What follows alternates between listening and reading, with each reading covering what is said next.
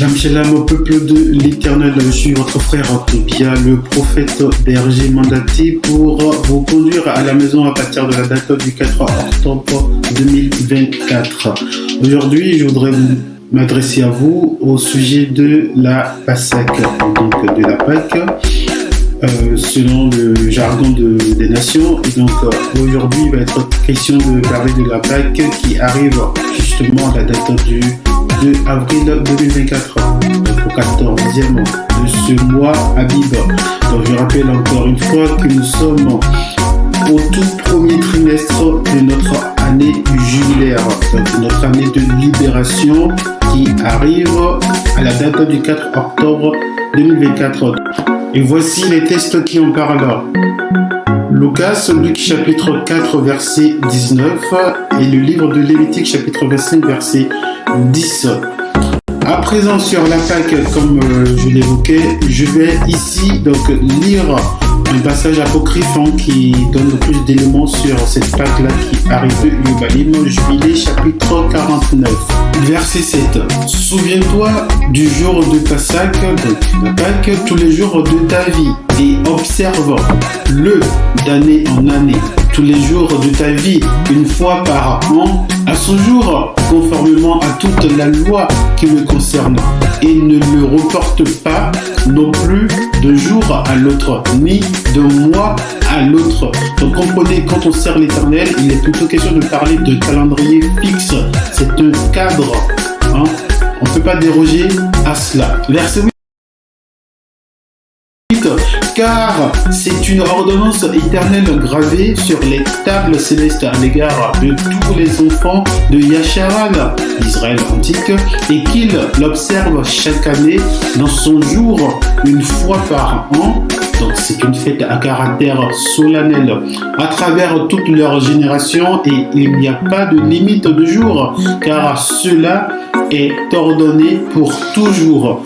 Verset 9. L'homme qui est sans impureté et qui ne viendrait pas l'observer en son jour afin d'apporter une offrande acceptable devant Yahuwah, donc l'Éternel, et manger et boire devant Yahuwah, donc l'Éternel, le jour de cette fête, cet homme qui est pur et à proximité sera retranché parce qu'il n'a pas offert d'oblation à Yahuwah, donc l'Éternel, au temps fixé.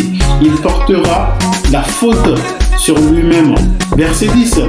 Que les enfants de Yasharal, donc Israël antique, viennent et observent la Pâque, donc la Pâque, au jour fixé, le 14e jour du premier mois, donc Abib, entre les deux soirs de la troisième partie du jour à la troisième partie de la nuit, car deux parties du jour sont données à la lumière et une troisième partie au crépuscule.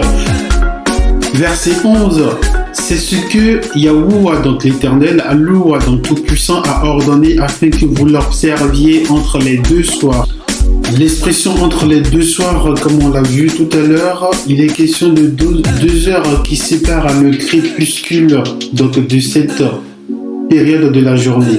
Donc il est question de 15 heures donc de l'après-midi jusqu'à 3 heures, la troisième partie de la nuit, donc ça fait 3 heures du matin. Verset 12. Et il n'est pas permis de l'égorger pendant une quelconque période du jour, mais durant la période qui précède le crépuscule, et qu'il le mange au soir jusqu'à la troisième partie de la nuit, et ce qui restera de toute sa chair après la troisième partie de la nuit, qu'il le brûle au feu. Verset 13. Ils ne le feront pas cuire à l'eau, ils ne le mangeront pas cru, mais ils le feront rôtir au feu. Ils le mangeront avec diligence, sa tête avec ses entrailles et ses pieds.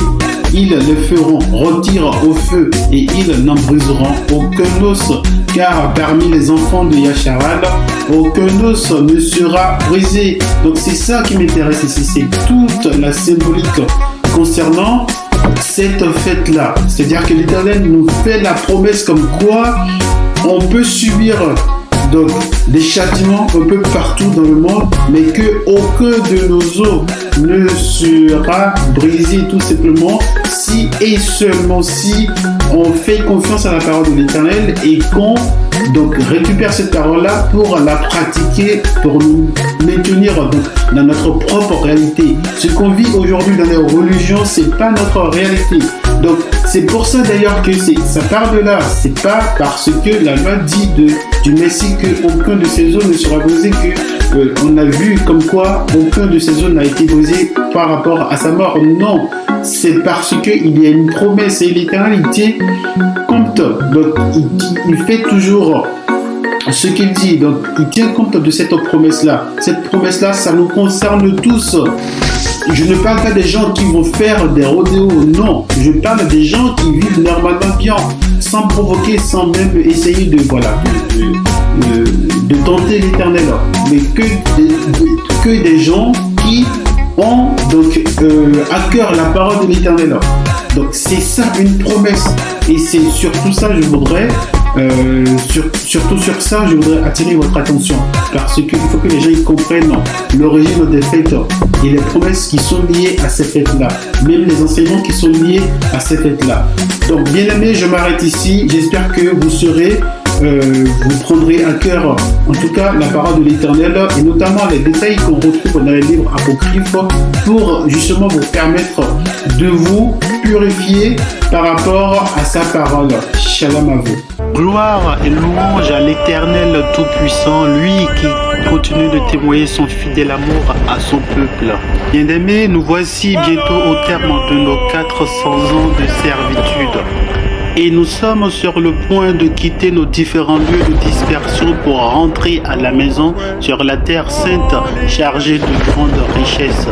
À cet effet et dans le but de réunir le peuple, je vous propose quelques lives pour la semaine.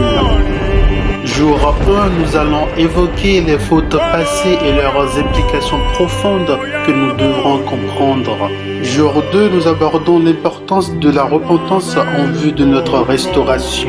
Jour 3, un nouveau chapitre plein d'espoir est sur le point de commencer. Nous parlerons du plan du salut. Jour 4, nous explorons les défis auxquels les élus sont confrontés. Malgré les obstacles, leur ascension est inévitable.